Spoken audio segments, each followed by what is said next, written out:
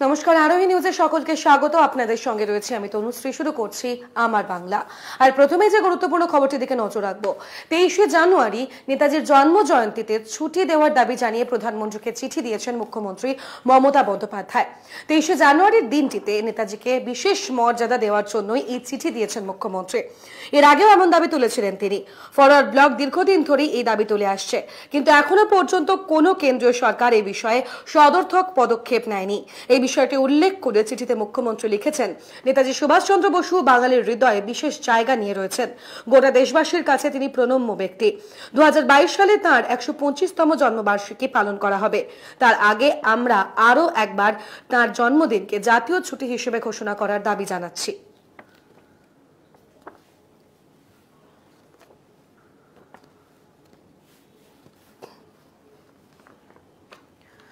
বামেদের ধর্মঘট সফল করার জন্য পথে নেমেছে এসএফআই, এবং এদিকে বাম কংগ্রেস জোট চূড়ান্ত হয়ে যাওয়ার পর ছাত্র সংগঠনকেও পাশে চাইছেন তারা, এবং তার ফলেই এই ধর্মঘটকে সফল করতে উদ্যোগী হয়েছে এসএফআই।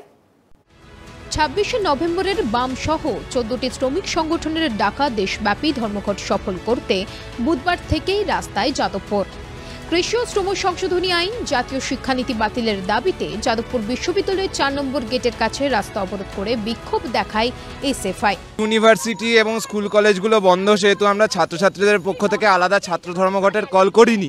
কিন্তু কৃষক এবং শ্রমিকের যে দাবিগুলো আছে, মূলত যে কৃষি বিল এই মহামারীর সময় এসছে, যার মাধ্যমে কৃষিক্ষেত্রগুলোকেও বেসরকারি করে দেওয়া হচ্ছে। শুধু তাই নয়, আলু পেঁয়াজের মতো প্রতিদিনকার প্রয়োজনীয় দ্রব্যগুলোকে অত্যাবশ্যকীয় পণ্য তালিকা থেকে বাদ দেওয়া হচ্ছে। আমরা 26-এর ধর্মঘট সমর্থন করছি এবং 26-এর ধর্মঘটে আমরা রাস্তায় থাকবো ধর্মঘট সফল করার উদ্দেশ্যে। এসএফআইয়ের তরফ থেকে কংগ্রেসের এই ধর্মঘটের জন্য আমরা দেশের সমস্ত গণতন্ত্রপ্রিয় মানুষ যারা আছে সবার কাছেই আহ্বান জানাচ্ছি। ধর্মঘটে কংগ্রেস সমর্থকদেরও পাশে চাইছে যাদবপুর। বিধানসভার আগে পালে হাওয়া লাগছে জোট রাজনীতির। সামনে বিধানসভা নির্বাচন, এবং বিধানসভা নির্বাচনের আগেই বামেদের বড় ঘোষণা। 26শে নভেম্বর ধর্মঘট সফল করতে ইতিমধ্যে তারা চাঙ্গা হয়ে উঠছে। এসএফআই এর তরফ থেকেও কিন্তু আজকে যাদবপুর ইউনিভার্সিটি চত্বর জুড়ে বিক্ষোভ প্রদর্শন করা হয়। বিভিন্ন ইস্যুকে সামনে রেখে তারা আন্দোলন প্রদর্শন করে, এবং দেখার বিষয় 26শে নভেম্বরের আন্দোলন বা 26শে নভেম্বরের যে ধর্মঘট সেটা কতটা সফল হয়। ক্যামেরায় নন্দর সঙ্গে পিঙ্কি অধিকারী, আরোহী নিউজ, কলকাতা। রাজ্যের বিদ্যুৎ বন্টন সংস্থায় উচ্চ পদে নিয়োগের তালিকায় ক্রমশই কমছে বাঙালির নাম, এবং রাজ্যের চাকরির অবস্থা তুলে ধরে বিদ্যুৎ ভবন অভিযান বাংলা পক্ষের। মূলত বিশেষভাবে বাংলা পক্ষের দাবি যে এখানে নিয়োগ করতে হবে মূলত বেশিরভাগ বাঙালিদের, এবং তাদের পাশাপাশি ভূমিপুত্র সংরক্ষণ ও নিয়োগ পরীক্ষায় বাংলা বাধ্যতামূলক করার দাবি নিয়ে বিদ্যুৎ ভবনে বিক্ষোভ দেখায় এই সংগঠন। তালিকা পুনর্বিবেচনা না হলে নিজেদের অবস্থানে অনড় থাকার কথা জানিয়েছে বাংলা পক্ষ। আমরা দাঁড়িয়ে আছি এখন বিদ্যুৎ ভবনের সামনে। এখানেই যে রাজ্য বিদ্যুৎ বন্টন পর্ষদ WBSEDCL এর অফিস। আমরা বলি রাজ্য সরকারি বড় মাইনের চাকরি নেই, কিন্তু জানলে অবাক হবেন, এখানে যে অ্যাসিস্ট্যান্ট ইঞ্জিনিয়ার পদে নিয়োগগুলো চলছে, গত বছর থেকে নিয়োগ প্রক্রিয়া শুরু হয়েছে, করোনার কারণে দীর্ঘায়িত হয়েছে। 82,000 টাকা শুরুতে মাইনে অ্যাসিস্ট্যান্ট ইঞ্জিনিয়ার পদের চাকরি। যদি লিস্টটা দেখানো হয়, এই দেখুন, এটা হচ্ছে আমাদের এখানে যে 15 জনের একটা তালিকা আছে। 15 জনের তালিকায় পরপর নামগুলো আমি বলে যাচ্ছি, তাহলেই বুঝতে পারবেন। অয়ন হাজরা বাঙালি, বিট্টু কুমার বাঙালি নয়, কি জানি না আমরা। জেন বাঙালি নয়, চৌধুরী বাঙালি নয়, শর্মা বাঙালি নয়, পল বাঙালি, সিং, বুঝতেই পাচ্ছেন। সিএমডির কাছে ডেপুটেশন দেব। আমরা সিএমডিকে আগেও বলেছি, অন্যান্য রাজ্যে যা নিয়ম বাংলা একই নিয়ম হোক। সুপ্রিম কোর্ট নির্দেশ দিয়েছে সমকাজে সমবেতন, তাই প্রমাণপত্র অর্থাৎ পরিচয় প্রমাণপত্র দেওয়ার পাশাপাশি আরো 10 দফা দাবি নিয়ে বিক্ষোভ দেখালো প্রাণী সম্পদ কর্মী সংগঠনের সদস্যরা। এবং মূলত যেই ছবি উঠে আসে, পশ্চিম মেদিনীপুরের প্রাণী সম্পদ কর্মী সমিতির সদস্যরাই এই বিক্ষোভ দেখায়। বুধবার মেদিনীপুর শহরের বাসস্ট্যান্ড এলাকা থেকে একটি মিছিল করে প্রাণী বন্ধু, প্রাণী মিত্রা, প্রাণীসেবী এবং AI ওয়ার্কার ইউনিয়নের সদস্যরা। পশ্চিম মেদিনীপুর জেলা প্রাণী সম্পদ দপ্তরের ডেপুটি ডিরেক্টরের কাছে একটি স্মারকলিপিও জমা দেওয়া হয়।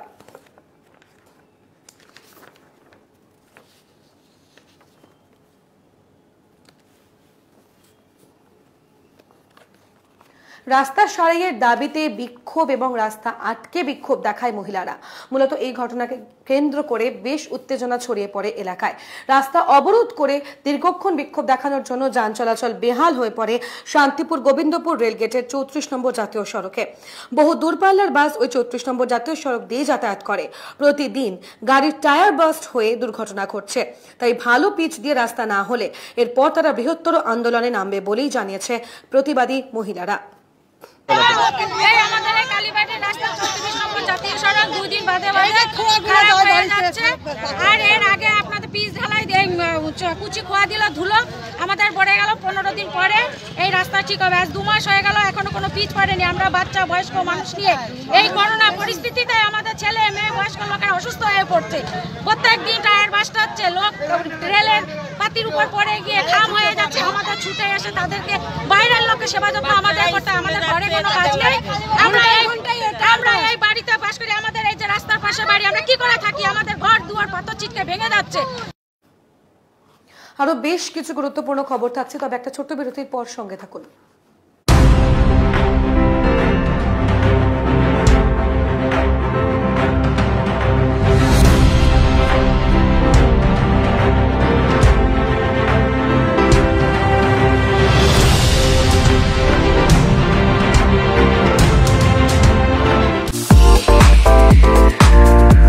Wanna fly? Step towards 3 steps. Where we are different. World-class infrastructure, experienced faculties, hygienic atmosphere. We take all necessary precautions against COVID-19.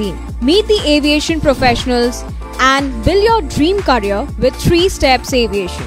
3 Steps Aviation! Hip hip! Hooray! Hip hip! Hooray!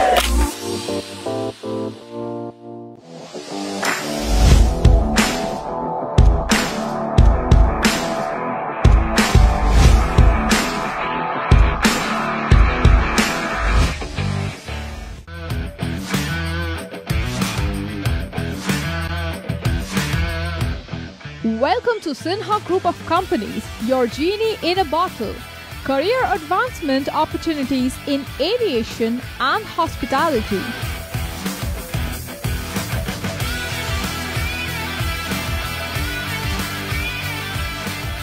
Organic farming, the evolving science of India's healthy future.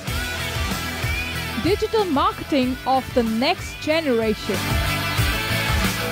Income tax consulting and other legal services. Home furnishing and decor, bringing your dream house to life.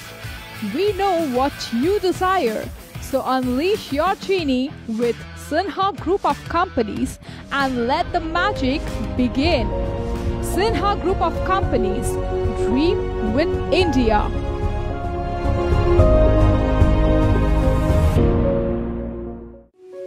এক ডাকেই যাকে পাই, আরোহী foundation একেবারেই তাই। 8 থেকে 80-র জন্য এক ডাকে সাড়া দেয় আরোহী ফাউন্ডেশন। দুস্থ মানুষের পাশে দাঁড়ানোর জন্য অঙ্গীকারবদ্ধ আরোহী ফাউন্ডেশন। ছাত্রছাত্রীদের সফল ভবিষ্যতের জন্যই নিবেদিত আরোহী ফাউন্ডেশন। আরোহী foundation, solution for every need. Your bazaar, our bazaar. Welcome to onestopbazaar.com, where you can get all your necessary stuff, starting from souvenir to t-shirts, shoes and many more handmade antique stuffs are available just under one roof.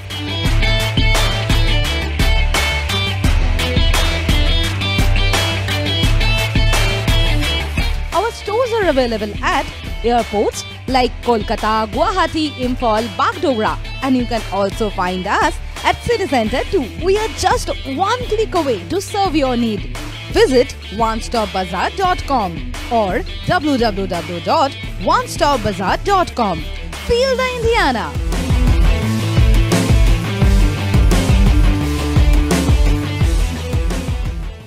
Orin Media and Entertainment, the future of digital news and entertainment world. With evolving trends and rising popularity of the online market, our unique production will tick all the boxes in your playlist. We bring you binge-worthy videos that will blow your mind away. something you just can't miss. Or in media and entertainment, keep binging.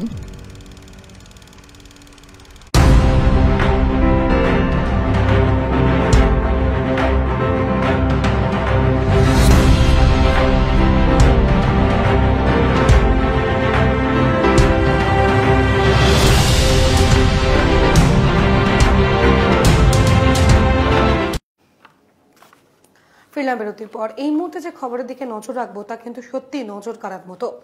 কুপুত্র যদিও বা হয়, কুমাতা কদাপি নয়, এই প্রবাদকে রীতিমতো মিথ্যা প্রমাণিত করলো এই দুঃসময়ের গর্ভ। মূলত এই প্রবাদকে বলা যায় অসত্য প্রমাণ করে সুপারি কিলার দিয়ে সম্পত্তির জন্য খুন করার অভিযোগ মায়ের বিরুদ্ধে। দুর্গাপুরের পারুলিয়ায় এক খুনের তদন্তে আমরা জানি স্বরূপ হত্যাকাণ্ডের মামলার তদন্তে নেমেছিল পুলিশ। ইতিমধ্যে 3 জনকে গ্রেপ্তার করা হয়েছে। প্রথমে সম্পত্তি বিবাদ, আর সেই রোষে ছোট ছেলেকে সুপারি কিলার দিয়ে খুন করলো মা। ষড়যন্ত্রে জড়িত খুন হওয়া স্বরূপ সোর দাদাও। এই খুনের তদন্তে নেমে এমনই চাঞ্চল্যকর তথ্য হাতে এসেছে পুলিশের। গ্রেপ্তার ছেলেটির মা সুলোচনা এবং দাদা অরূপ। পুলিশ সূত্রে খবর, দীর্ঘদিন ধরে সম্পত্তি নিয়ে 2 ভাইয়ের মধ্যে বিবাদ। এর থেকে আক্রোশ জন্মায় অন্যতম অভিযুক্ত অরূপের মনে। এরপরই মার সঙ্গে যোগসাজশে সুপারি কিলার দিয়ে খুন করায় ছোট ভাইকে।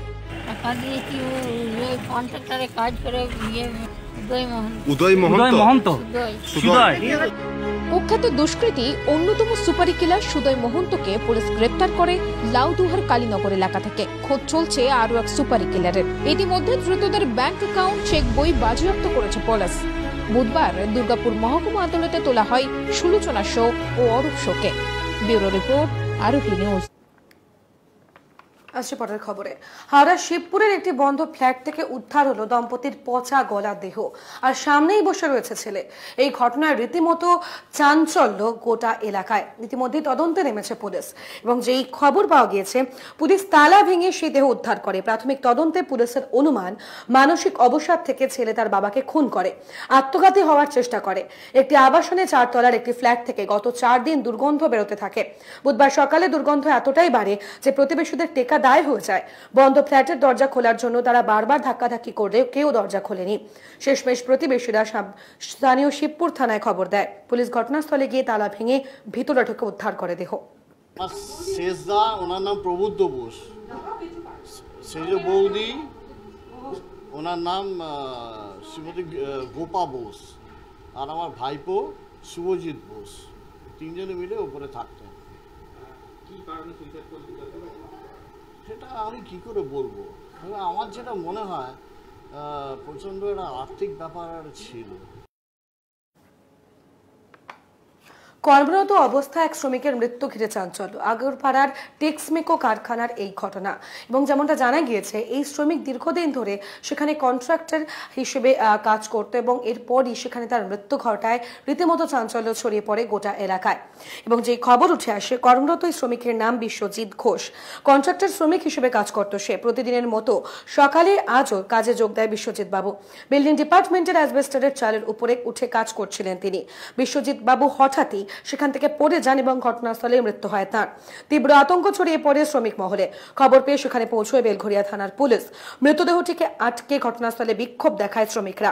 পরিবারের লোকজন কারখানার ভিতরে ঢুকতে চাইলে নিরাপত্তার কারণে ভেতরে ঢুকতে বাধা দেয় নিরাপত্তারক্ষীরা। তার জেরে আরো উত্তপ্ত হয়ে ওঠে পরিস্থিতি। 11:15 একটা শ্রমিক কাজ করতে গিয়ে উপর থেকে পড়ে যায় নিচে, ডেট একদম সঙ্গে সঙ্গে।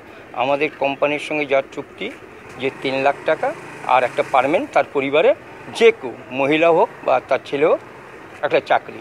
এখন ম্যানেজমেন্টের সঙ্গে এই কথাই হয়েছে আগামী দিনে যে যাতে এইটা 3 লাখ টাকা তো বহুত দিন ধরে এটা রয়েছে, যার জন্য ম্যানেজমেন্টে বললাম যে এটা আমরা 5 লাখ টাকা দাবি করেছিলাম। যতক্ষণ না দেবে ততক্ষণ শ্রমিকের দাবি এবং ইউনিয়নের দাবি বর্ধিটা থাকবে। জগদ্ধাত্রী পুজো আর বেশ কিছুদিন পরই, তবে এই পুজো উপলক্ষেও কিন্তু করোনা বিধি অবশ্যই মানতে হবে এবং সেই সচেতনতা বজায় রাখতে হবে। আর সেই কারণেই ফেস মাস্ক বিতরণ করা হলো কৃষ্ণনগরে। আর এই অনুষ্ঠানে উপস্থিত ছিলেন রাজ্যের কারা দপ্তরের মন্ত্রী উজ্জ্বল বিশ্বাস। West Bengal union of journalist Nadia district ইউনিটের উদ্যোগে ফেস মাস্ক বিলি করা হয় এদিন। সংগঠনের সদস্য, সাংবাদিক এবং কিছু শুভান্যধ্যায়ের মধ্যে তা বিলি করা হয়। বুধবার কৃষ্ণনগরে মাস্কের অনুষ্ঠানে উদ্বোধন করলেন রাজ্যের কারা দপ্তরের মন্ত্রী মুখ্যমন্ত্রী উজ্জ্বল বিশ্বাস। সাংবাদিক সংগঠনের উদ্যোগে প্রতি বছর কৃষ্ণনগরের জগদ্ধাত্রী পুজো রুট ম্যাপ ও পুজো গাইড পুস্তিকা বের করে সাধারণের মধ্যে বিনামূল্যে বিলি করা হয়।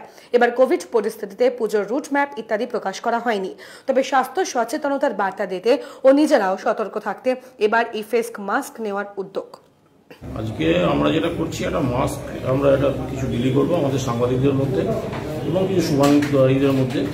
তার উদ্বোধন হচ্ছে আমরা ডব্লিউজিও সংগঠনের পক্ষ থেকে গত প্রায় 2 দশক ধরে আমরা জগদ্ধাত্রী পুজোর আগে একটা গাইড ম্যাপ প্রকাশ করি। তাতে জগদ্ধাত্রী পুজোর শুধু যে ম্যাপ থাকে তা না, ম্যাপ ছাড়াও কোন কোথায় কী আকর্ষণ, কী কার্টির থিম, এসব আমরা প্রকাশ করে থাকি। তো এবছর করোনা হয়ে এটা করা খুব একটা প্রাসঙ্গিক বলে মনে হচ্ছে না, এই কারণে যে অনেকেই সেভাবে থিম এবার করছে না, এবং সেই জন্য আমরা এবার গাইড ম্যাপটা প্রকাশ না করে আমরা একটা অন্যভাবে এখন যেটা প্রাসঙ্গিক সেটা হচ্ছে মাস্ক। সেই মাস্ক আমরা একটা বিবির একটা আয়োজন করেছি আমাদের ডব্লিউজিও সংগঠনের নদিয়া ইউনিটের পক্ষ থেকে, এবং সেইটার আজকে উদ্বোধন হচ্ছে। সকল সাংবাদিক মূলত যারা মেম্বার আছে তারা, তার বাইরেও যারা আছে তারাও এতে অংশ নিচ্ছেন। আমার বাংলা এখন এ পর্যন্তই। দেখতে থাকুন আরোহী নিউজ।